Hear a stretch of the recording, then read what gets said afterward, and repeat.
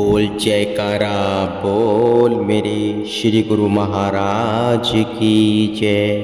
सौभाग्यशाली गुरुमुखो, सच्चे प्रेम के बिना कर्म करना पानी में मंथन के तुल्य है। सच्चा प्रेम ही प्रभु को रिझाने का मूल मंत्र है।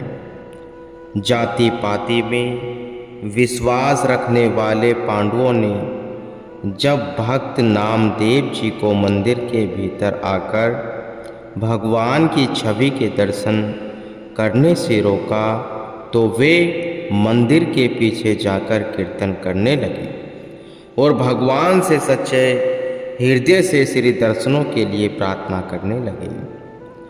भगवान तो वैसे ही भक्तों के प्रेम के वशीभूत होते हैं, अतः उन्होंने भक्त नामदेव जी के लिए तुरंत ही मंदिर का द्वारा घुमा दिया।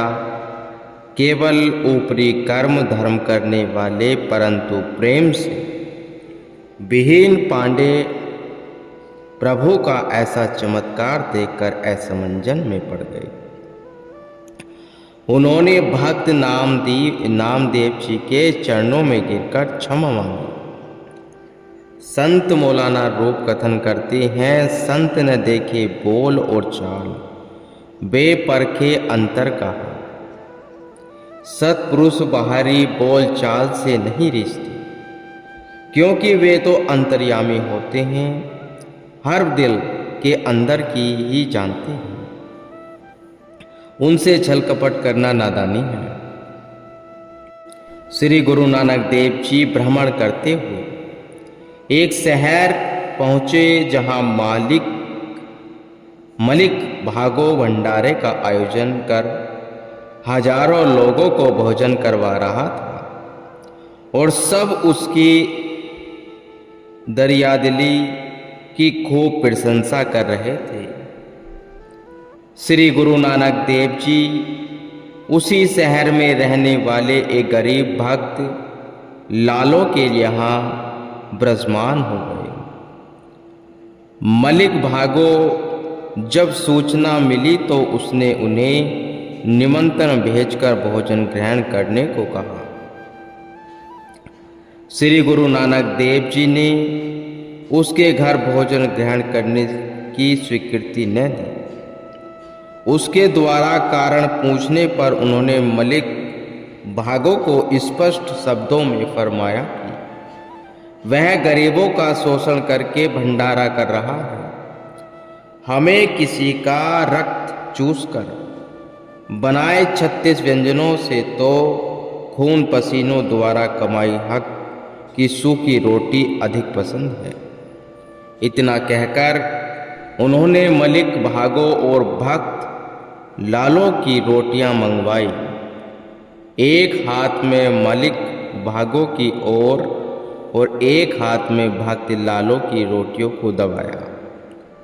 सभी ने क्या कौतुक देखा कि मलिक भागो की रोटियों में से रक्त और भक्त लालो की रोटियों में से दूध टपक पड़ा।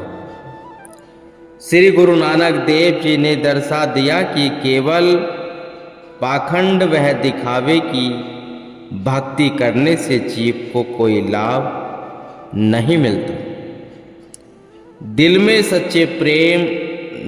सच्चा प्रेम है तो भगवान स्वयं उसके द्वार पर चलकर जाते हैं। संत सत्पुरुषों ने इसलिए अंतर्हृदय में प्रेम का दीपक जलाने के लिए नाम की कमाई करने की हिदायत दी। नाम कौन सा है? नाम वह है जो हमारे श्री आनंदपुरवासी भगवान ने श्वास के द्वारा शब्द दिया है। उसका 2 घंटे भजन करना ही शब्द की कमाई है। कोई विरले भाग्यशाली गुरुमुख ही संतों के इन इशारों को समझ पाते हैं, वरन आम दुनिया तो अपनी सुरती को माया की लुभावनी चमक दमक वह वहाँ संसार में लिप्त करके भटकती रहती है।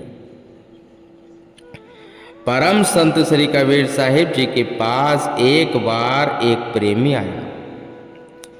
वह उन्हें अपने संग तीर्थ यात्रा पर चलने का आग्रह करने लगा।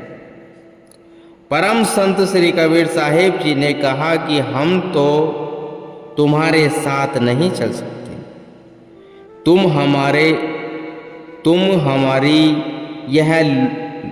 तुम भी अपने संग ले जाओ और इसे भी सभी तीर्थों में स्नान करवा देना। वह जिज्ञासु तुम्बी लेकर तीर्थ यात्रा को निकल पड़ा और प्रत्येक तीर्थ पर तुम्बी को स्नान करवाने लगा। वहां से काशी लौटकर तुम्बी परम संत श्री कबीर साहिब जी के हवाले कर दी। परम संत श्री कबीर साहिब जी ने उस तुम्बी में से एक टुकड़ा काट कर उस प्रेमी को खिलाया। उसने मुंह में डालते ही सारी की सारी तुम्बी थू थू करके बाहर निकाल दी। उन्होंने पूछा कि तुमने सारी तुम्बी बाहर क्यों निकाल दी? वह बोला कि यह तो कड़वी जहर है, फिर भला इसे कैसे खाया जा सकता है? परम संत श्री कबीर साहिब जी ने फरमाया कि जिस प्रकार 68 तीर्थों का स्नान करने के पश्चात भी इस तुम्बी का कड़वापन नहीं गया, उसी प्रकार जिनका अंतकरण सतगुरु शब्द की कमाई द्वारा निर्मल नहीं हुआ, वे मलिन मन से कितने भी तीर्थ क्यों न करें तो भी उन्हें कोई लाभ न होगा। तत्पश्चात वह प्रेमी उनसे नाम की दीक्षा लेकर उनका शिष्य बन गया और उसने सच्चे तीर्थ में स्नान करके अमर पद को प्राप्त कर लिया। जिस प्रकार तराजू के 2 पलड़े होते हैं, उनमें से जो पलड़ा भारी होता है वह स्वतः ही नीचे झुक जाता है। इसी प्रकार मनुष्य का मन भी तराजू के सदृश्य है। इसमें यदि भक्ति वह सच्चाई के विचार दृढ़ वह प्रबल होंगे तो यह उस तरफ झुक जाएगा। यदि मन का झुकाव माया की ओर होगा तो सत्संग में जाने पर भी मन माया की ओर ही आकर्षित होगा। एक बार किसी पंडित जी ने एक स्थान पर भागवत पुराण की कथा प्रारंभ की। वहां पर एक बूढ़ी माता भी प्रतिदिन आया करती थी। जैसे ही पंडित जी पोथी खोलकर कथा आरंभ करते, उस समय माता के नेत्रों से जोर जोर से आंसू छलकने लगते।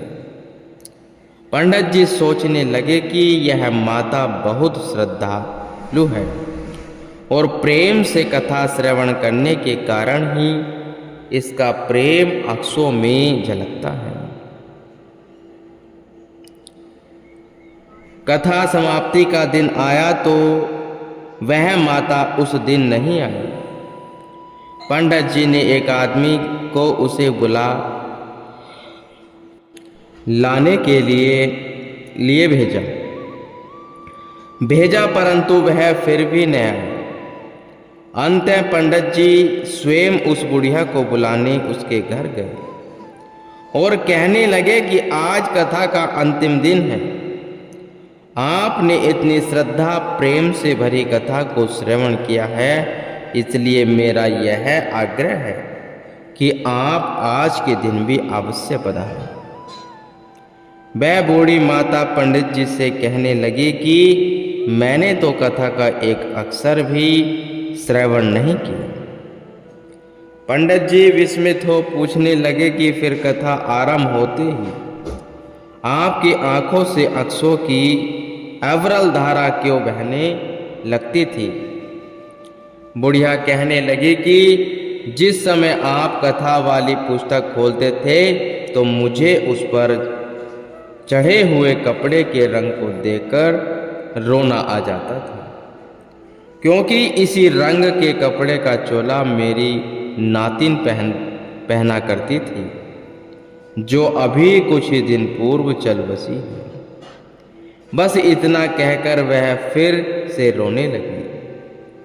यह सुनकर पंडित जी समझ गए कि जिनके अंदर दुनिया का झूठा मोह होता है, उन पर भक्ति का सच्चा रंग कदापि नहीं चढ़ सकता। वे बाहर से चाहे कितने ही कर्म धर्म कर लें, परंतु उनका मन सांसारिक दुखों से कभी मुक्त नहीं हो सकता। संत सद्गुरु सदैव जीव से जीव के मन की ही मांग करते हैं। मन को सद्गुरु को अर्पण करने से ही इस पर नाम और भक्ति का रंग चढ़ता है। इसी से ही आत्मिक कल्याण होता है। जो भाग्यशाली गुरुमुख अपना मन सतगुरु को सौंप देते हैं, सतगुरु स्वयं उनके जिम्मेवार बनकर लोक परलोक में उनकी संभार करते हैं। फिर भले ही उन्हें अपने तन पर कितने ही कष्ट क्यों न उठाने पड़े। राधा जी का भगवान श्री कृष्ण जी से अगाध प्रेम था। उनके हृदय में सदैव श्री कृष्ण जी की ही छवि अंकित रहती थी। भगवान भी अन्य सखियों की अपेक्षा राधा से अधिक प्रेम करते थे।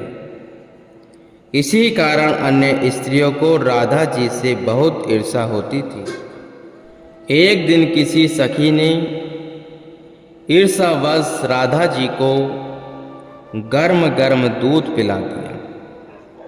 थोड़ी देर पश्चात जब भगवान घर लौटे तो उनके चरणों में पट्टी बंधी हुई देखकर उस सखी ने पूछा कि आपके श्री चरणों में यह अचानक क्या हो गया है? भगवान श्री कृष्ण ने मुस्कुराते हुए फरमाया कि यह पट्टी हटाकर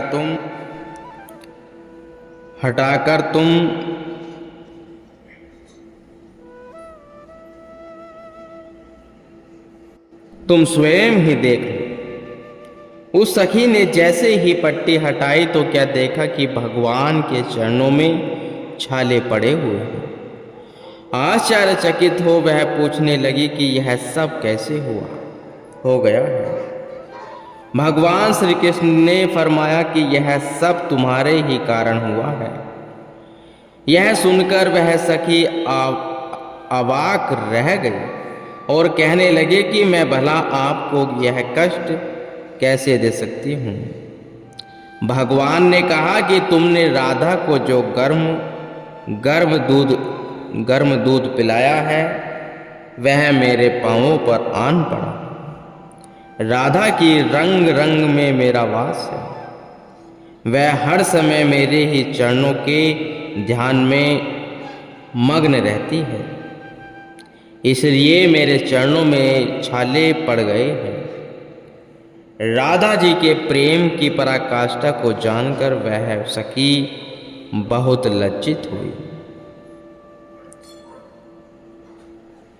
वह भगवान से क्षमा याचना करने लगी कि हे करुणा सागर सिंधु श्री कृष्ण भगवान जी, हमारी से जो भी गलती हुई है उसको माफ करना। हमें यह नहीं पता था कि ऐसा हो जाएगा, अन्यथा हम ये लज्जित काम कभी भी नहीं करते। तो श्री गुरु महाराज जी ने कहा, हे भक्तों, किसी को भी कष्ट देना दुखदायी पाप है। हम किसी को आज कष्ट देंगे, कल को हमको भी कष्ट मिलेगा। श्रद्धा से नाम का सिमरन किया करो, आपका कल्याण होगा। गुरु